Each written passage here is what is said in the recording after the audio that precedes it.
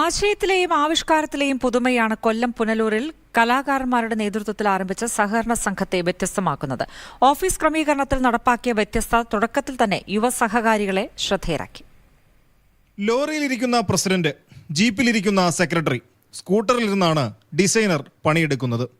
ഓഫീസിന്റെ ഒത്ത നടുവിലെ സൈക്കിൾ വീലിൽ നോക്കിയാൽ കാണാം ഈ സഹകരണ സ്ഥാപനത്തിൽ നിന്ന് കിട്ടുന്ന സേവനങ്ങൾ എന്തൊക്കെയെന്ന്.